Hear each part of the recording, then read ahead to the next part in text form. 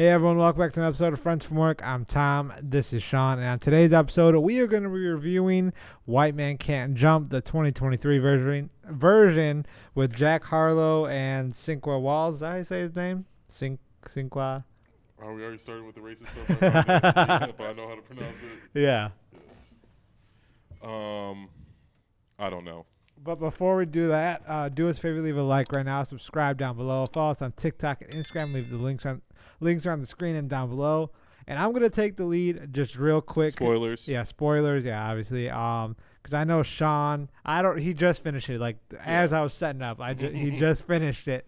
So I'm curious to hear his thoughts, but he may go on a tangent as we know him for. So I do want to preface this big part I want to give off is I was really surprised by Jack Harlow's performance. Have you ever seen the original? Yeah. Okay, I was just making sure. Yeah. You said yeah, like he hasn't seen The Matrix, and he keeps like, oh yeah, I saw this movie that came out 10 years before The Matrix. Yeah, obviously.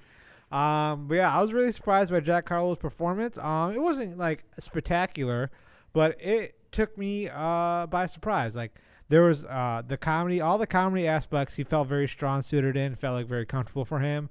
Some serious parts, it was a little like awkwardish for me. Like you can tell like it was the inexperience, but again, this is his first movie ever, so I'm not gonna give him too much grace. I mean, if you mess up at a couple scenes or it doesn't feel as natural in a couple scenes versus the whole movie, I'll let it slide. And yeah, I'll say that. And then with Kamal's friends too, in my opinion, I think they were the funniest out of the whole movie. Speedy and Renzo. That was Vince Staples, Speedy. Yeah, so I knew Vince Staples. I didn't know who the other guy was. He was just an actor. There were some other comedians. Andrew Schultz was in it. Yeah, Andrew Schultz. There was another comedian who was in it too. When he was talking, Andrew, the Mexican dude. He's on No Jumper, but he's popular on like TikTok. When he was trying to sell him the detox, it was three Mexican guys. And Oh like yeah, a dude in the middle. Yeah. He's like a YouTube comedian. Okay. But he's got a show on No Jumper as well. Okay. He's like one of the hosts. That's funny. Yeah. Yeah. No, they took me by surprise the most. I agree, they were hilarious. I wrote that down. Oh yeah, I had notes. You want to go run as I talk to them, or? Yeah, I guess. I forgot. Yeah, because I know Sean will get the tangent, so I'll continue. Sorry, excuse Clifford over here, because he's fat and red. But yeah, no. Also, I will say, I didn't know Lance Reddick was gonna be in this movie. The dad. Oh yeah. Yeah. I noticed that too. That was the first thing. I'm like, oh yeah, Tom's definitely gonna say something about Yeah. I was really surprised because we thought John McFord was his final appearance. That was good for them though. Oh yeah. I forgot he passed. I didn't even think about that. And then I guess spoilers. He passes in the movie too. Yeah. I didn't even think about that. Yeah, we all thought that John Wick, but that was good on the creators of the remake to not put him in there. Yeah, they never said anything about him. So that was good because they wanted to focus on Kamal's story. That's a good segue. And you can hop in here. I was really surprised because he knows I've only seen the first movie once, and the way I remember it is like Woody Harrelson and who was it, Wesley Snipes? Mm-hmm. Yeah, we're just constantly fucking each other over. No, that's not what happened. But with this one, it felt like they really focused on Kamal's story. They never let Jack Harlow overshadow, so to speak. Like even in the final act, Jack Harlow got booed and stuff like that. Yeah, I would say that too. In Which the original, it was more 50-50. It was like both what's going on in both their lives. Yeah. I wouldn't say they were fucking each other over. They were in constant competition in the first one. The first one starts. I wrote down in my notes. The movie begins. They pay homage to the opening of the original movie where they do a best of five from the top of the key. That's in the original. Woody Harrelson initially hustles Sidney Dean. That's his character. Sidney. He initially hustles him basically the same way that he makes the first couple. Then he's like, you know what I mean? It didn't have his backstory, but then he starts talking crap to him, and then he misses the last one, and then he wins. But all right, to touch base on kind of what you said, you're right. The drama stuff didn't really hit, and that's why I'll say the original is one of my favorite movies. I've probably seen it 100 times. If thinking it's probably my favorite sports movie. It's not even really a sports movie. They just play basketball half of it. It's more of a drama, but it's one of my favorites. And so I went in this movie very skeptical, and I didn't want to like it, but I did. I thought it was good. To go on Tom's point, what makes it not as good as that one though is the amateur actors, where it wasn't Woody Harrelson and Wesley Snipes, which is hard. Yeah, exactly. And but the emotional parts, like you saying, just really weren't hitting. No, not like those were. Like they were really and good. They didn't focus on that a lot, which was good. Yeah, and the comedy was great. Jack Harlow was funnier than I thought. I wrote down, I think, put Little Dicky vibes. Yeah. He's kind of like Speaking about Dave. Lil Dicky, in the first song they played in the track when we went to who was it I put down? Kamal's house or apartment. That was a Lil Dicky song playing. Oh, I didn't. I caught that at the last second. But Jack Harlow, he can act. He was funny. The emotional stuff's really not there, but not everybody Takes time, yeah. Or just that's not his niche thing. Yeah, but the race jokes were hilarious on both ends from him. My favorite was when he was like, when Kamal's explaining how like his barber's his therapist, he's like, I wish my therapist could give me a fade. He's like, a beautiful black experience. Like, there's a bunch of moments like that where he's like, come on, what's not racist? Trying to tell me he doesn't look like Malcolm X. He's like, so I thought those parts were hilarious. And again, I went into it wanting to hate it. Yeah. I knew you were. That's also, why and I did want to like, because that is one of my favorites. I did not want them to remake it because I thought that was a classic, and it didn't really need to be remade, but they did like their own thing. The original, like I said, I would have called it more of a drama. There are really, really funny parts. This one was more of a comedy. Yeah, the old one's more drama. where they tried to sprinkle the drama. Yeah. But this one, like, they're just going back and forth race jokes, which is fun because people don't do that anymore because they don't want to get canceled. They don't want to do stuff like that. But this movie, they were not afraid. They made a bunch of racially charged jokes that were hilarious, as like you said, Lorenzo, and Peter was like, he's like, who invited the pilgrim? He like kept saying stuff like that. But again, and then I kind of went rolling. But they in the original one, they really weren't fucking each other over. They were more of they were just really in hyper competition. It starts off, Woody Harrelson hustles Wesley Snipes. Yeah. Then they play a couple games, win some money together. Then Wesley Snipes plays bad and loses the game on purpose to his friends and hustles Woody Harrelson. And then they're like, that's okay. what it was, yeah. And then they're like, all right, we're even. Let's go make they kind of like. Didn't Woody Harrelson like spend their money on something else or something like later that? in the thing. That's why his girl leaves him. But yeah. And this one, his girl, when he gets hustled by Wesley Snipes, his girl like marches over to Wesley Snipes' house and makes them like make up, and they play in the tournament. And then Woody Harrelson is a gambling addict, really. That's what it was, And so they win. In this one, they don't win the initial tournament. They lose. In the original, they win the initial tournament, and it was like for $10,000, $5,000 each. They split. Yeah. And the whole joke of the movie was Woody Harrelson couldn't dunk. He could play. That's what it was. And then, so you know what I mean. Like 3/4 through the movie, after they win, Woody bets his $5,000 against Wesley Snipes that he can dunk it, and they pull over and he loses, and then he goes home without the $5,000, and you know what I mean. Wesley Snipes goes home with the $10,000, and then, and like he said, he loses all his money betting, and so like that. But it was like that was like the drama part of it, where like it was really intense. I don't think they kind of shied away from that because I don't think either of them could have pulled that off. No. And I'm glad they stayed in their own lane. Again, I wanted to go hate it, but I thought this movie stayed in their lane. It was really funny. Not in a goofy way. I thought it was like the quality jokes were witty, comedy. Or the joke, witty, not Woody. The jokes were witty, Woody, really quick, and the cast was pretty cool too. Yeah, I looked up who wrote or who's one of the writers. I should have written the original writer down, but Kenya Barris was one of them. Yeah, that makes sense because the jokes are like super hit, like really funny racially charged jokes where it's like we always used to do that. It's funny, like, and we do I feel that like here, nowadays. Like people don't do any, and like me and Tom do that all the time. It's like, and people don't do that in movies anymore because they're like, oh. But I feel like that's something that makes it really relatable because most people have a group of like different races of friends, and they all any close friends, they're saying crazy stuff to each other. They're not being PC. They're making black jokes, all type of stuff. Oh yeah. And I thought there were so many just really funny ones, and I thought Jack Harlow really was really funny. Yeah, with this, and when I saw that Kenya Barris was a writer, similar to Sean's point, but in the or not really, he made sure it wasn't a remake, so to speak. Like when I saw he was a writer, like it was like, all right, we're gonna pay homage to the original because we are using the title, the same basic plot points.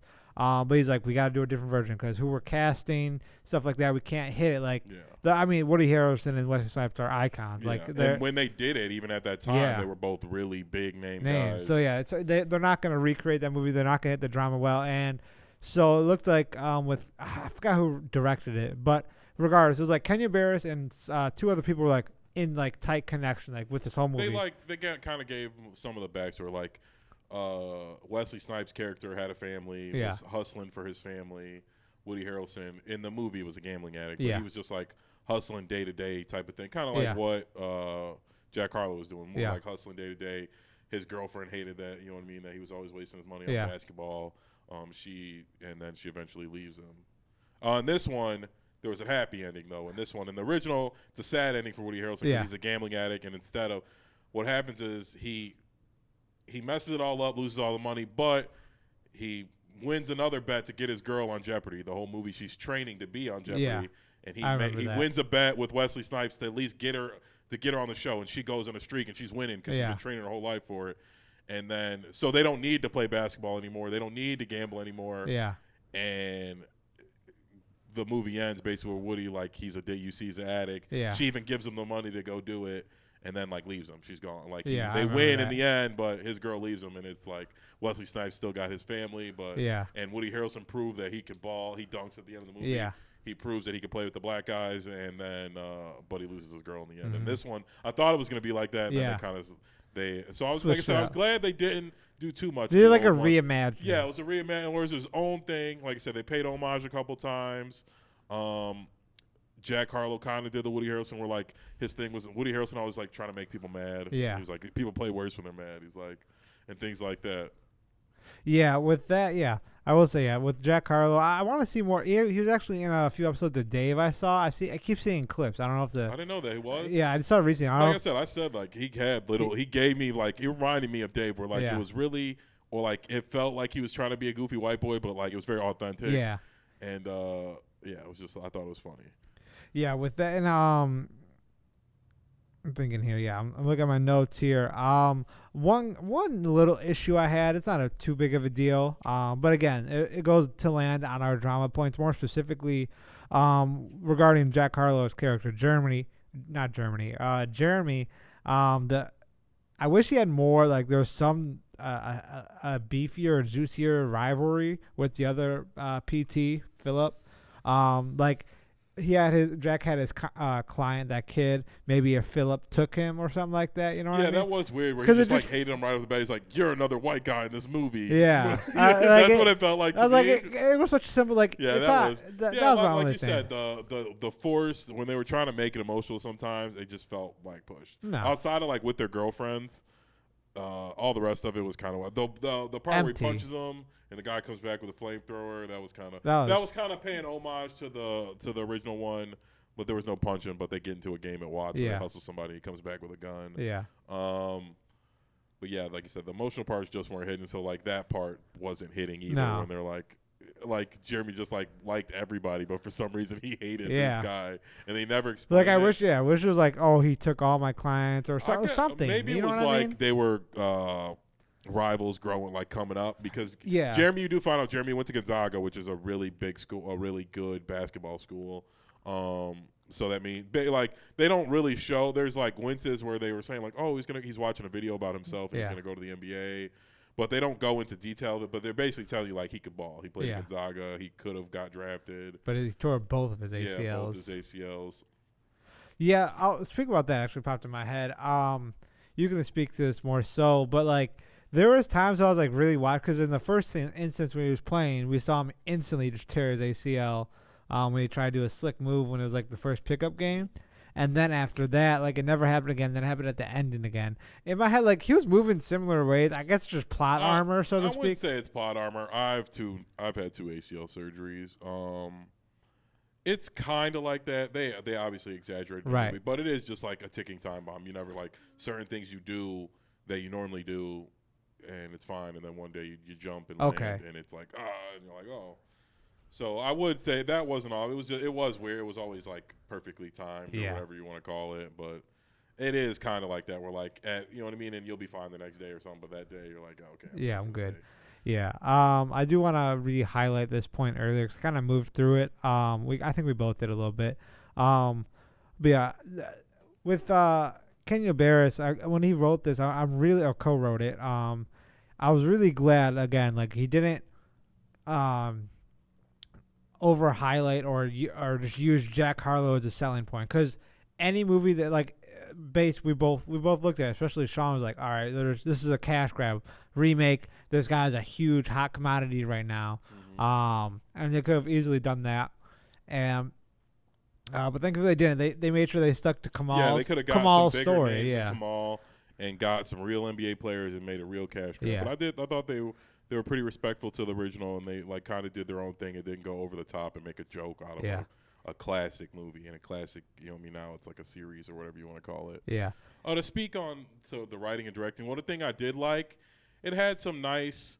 I know we talk about feminism a lot, but I thought it had some nice like masculine like points where it's like the mom left instead of the dad. Yeah. And like when they're having their moments, they were both talking about winning money to take care of their girls, basically. It wasn't like this selfish thing like, oh, I want to be a rapper, or, you know what I mean? Like, I thought that was cool. Where like movies aren't like that anymore. It's like more of a feminism thing, or like the dudes are just selfish pricks who just want to do it for themselves type of thing.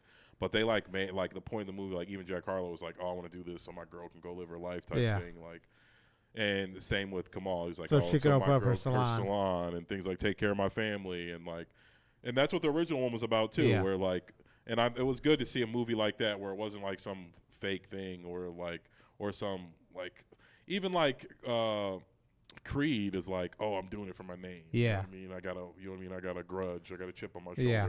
And this was like a nice thing where it's like these guys just doing what using their gifts to, you know what I mean, provide for their family type of thing. Yeah. Yeah. I will say that, it was refreshing. I guess I didn't even realize it just because, but yeah, that is a solid I just felt like I thought they made a point of them a lot of times where they were like I said, with the mom being the one who left and the dad and the dad stayed, and you know what I mean. He even said like, I'll always be there for you, son. They made a point. That was a couple times, and that I will say that part I think is the writing and Lance Reddick's part. Like those scenes were like you can really feel those. Like it was like inspiring. It was all. It was really inspiring seeing him like, come on, son, like pushing him. So again, I like seeing stuff like that. A lot of these movies, it's like they don't know who their dad is, and they're like, oh, I'm gonna be a star just to make my dad mad in spite of him, so he'll know what he lost, type of thing. But no, every time Kamal lost, his dad wasn't there, so to speak. When it was in a big game, when his dad was in the hospital in high school, it was showing how important his dad was to him. Even as he grew up, he always felt bad that he let his dad down. Yeah. And I thought that was awesome. Like I said, a lot of these movies are like fuck the dads type of thing. Speaking about that too, I'm kind of glad they didn't do this. They never had like a cheesy like. I was predicting this. I'm like, watch the dad pull up to the game. I was like, or some shit like that. But like, no, I'm glad. Like during the game, like he knew his dad. Like you saw on the stand, he saw Tiana Taylor come back. She was ran off with their. That's kid. Who that was, Tiana Taylor. Yeah. Okay. Come on. I'm sorry, I don't know. Clearly that was racist. Clearly, I'm more black than you. That was the movie too, where he's like, oh, you didn't say it. He's like, I didn't even say it. He's like, oh, come on, tell me what black jokes you want to say. Like he's like, hey, I'm not racist like that. I would never say that you're so well spoken. He's like, oh, but you want to say it, right? He's like, no, I don't want to say it. That's what I'm trying to say. He's like, I just think you got Obama vibes. It's so funny. Jack Harlow, they're back and forth. They're playing, riffing on each other. It felt really organic when they were going back and forth. Like that. Who wasn't Jack Harlow's girlfriend? Wasn't that the chick from Spider-Man? That's who it was. That was bothering the hell out of me. I wrote her name down. Tatiana Laura Harrier. She's like the girl who likes Peter. That's what it was. Like her, yeah, that's what it was. That was bothering the hell out of me. Like, she looks so familiar. They had a nice little cast of B-listers. And that bothered me so much. They did a good job. I guess I don't know what they're gonna do. You guys can't do another one. No, I don't think they will, and I don't think they should. Yeah.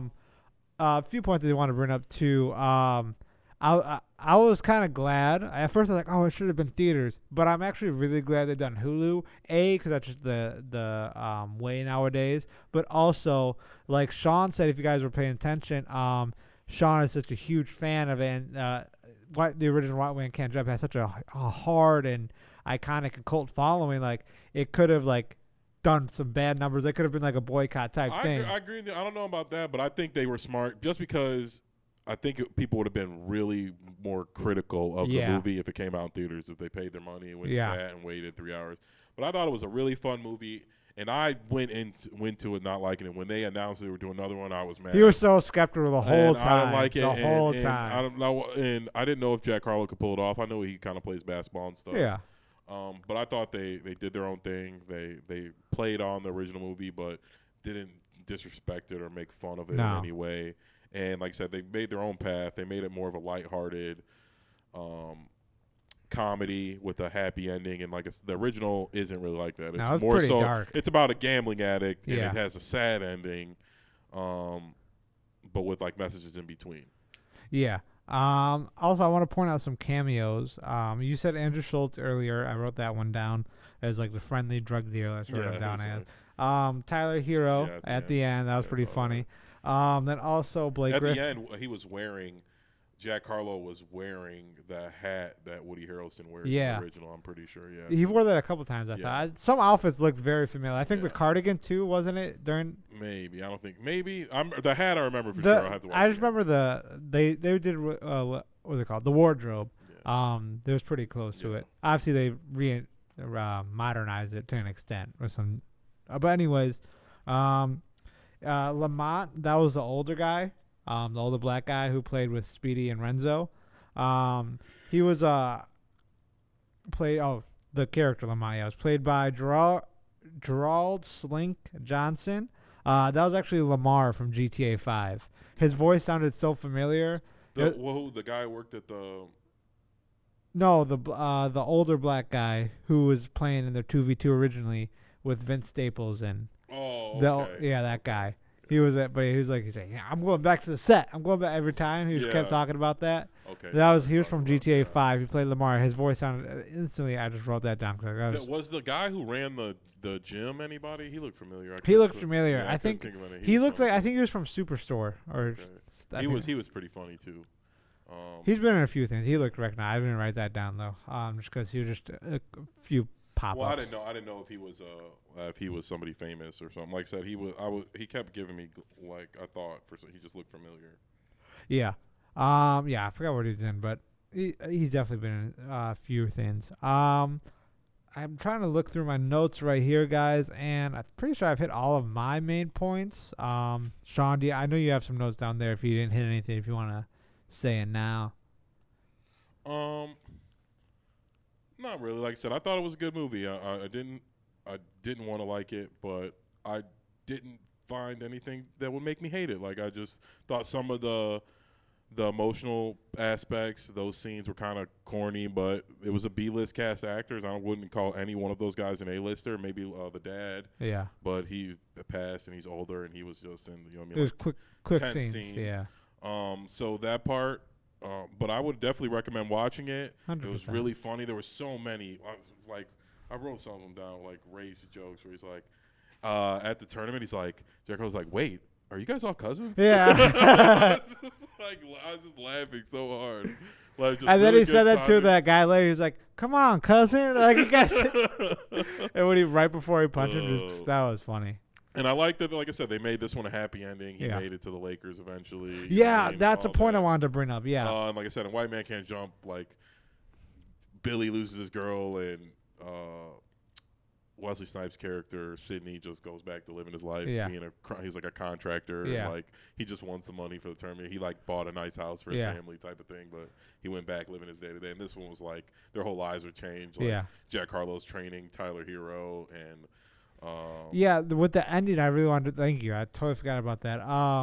The ending felt really realistic. Like, it showed Kamal like he went to an overseas place and then he played somewhere else. And then got a 10-day contract. Yeah, 10-day contract. I like that because they could have easily done again another cliche where it's like, oh, instantly to the NBA or something like that, which was nice. I liked that. It was a 10-day. Like it felt realistic. Like, all right, you fight for the heavyweight championship tomorrow, even though you were just in jail a year. Yeah, like it made no sense. But I'm glad they did this. Like I said, they kept it really realistic and kept all of the bad cliches out of it. I will say. Oh, what would you rate before I say my final point? I'll give it a 6. Okay. Definitely worth the watch. I might watch it again to see if I catch any more cameos. I kind of watched it at work, so I probably missed a thing or two. Yeah. But it was really funny. I laughed a lot. I'm a big fan of especially white and black racial jokes. I think those are just the best ones. They hit when they're coming from the opposite. Yeah. And they nailed it. So like I said, I'll give it a 6. Definitely worth the watch. I told my boys I thought it was good. Like I said, I'll probably watch one more time just to give it one more good look and see if there's any jokes or cameos I missed out on.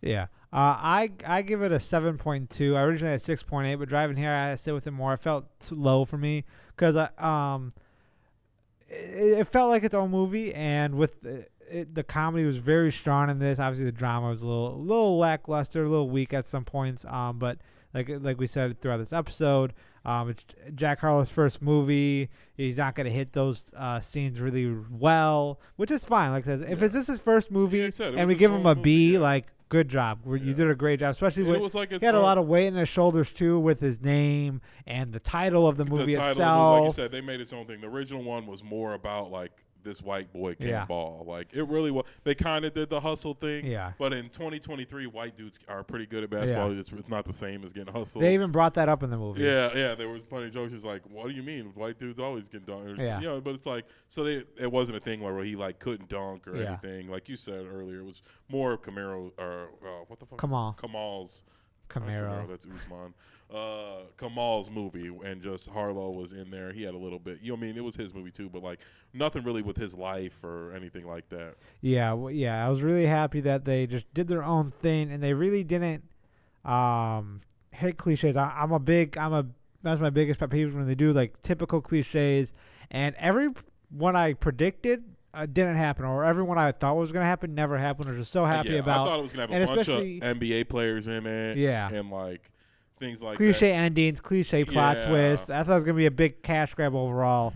But once I looked up, I looked up at the end of the movie, when I watched the credits and looked up online, I was like, oh wow, there's some pretty quality people who aren't going to mess around. When I saw Kenya Barris, I was sold. I was like, this makes a lot more sense why this is really good. When you say, I never even looked that up. I'm like, hearing you say that, I know why, like, all the racial jokes. Yeah, like, it hit. He had to have found a dude like, oh, we need a guy who looks like Malcolm X. And we're gonna put him in the game. Exactly. Like, and the original director and writer, creator of the first one, I don't think he was a writer on it. I think he was probably an advisor.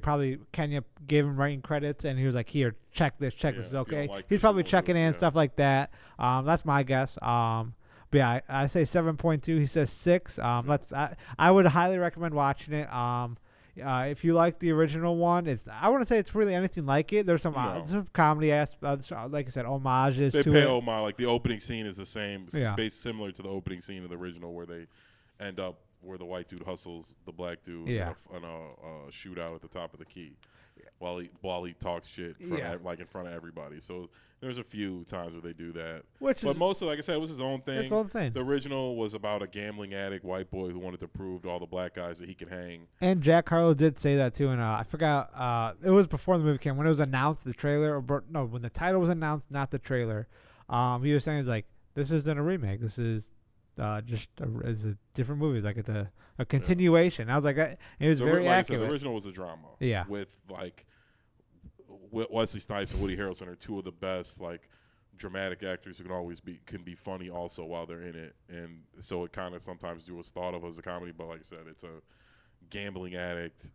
Trying to. It was a darker movie comparatively. It was very dark. This one was a lot more fun. There's like no darkness in this one. Like, and because I think Kenya, I'm forgetting the director's name. I apologize. And I think whatever the behind the scenes people knew, what all the actors' strong suits and weak suits were, and they really focused on the strong suits. And when necessary, had to go into their not as strong suits just for the sake of the story to move along.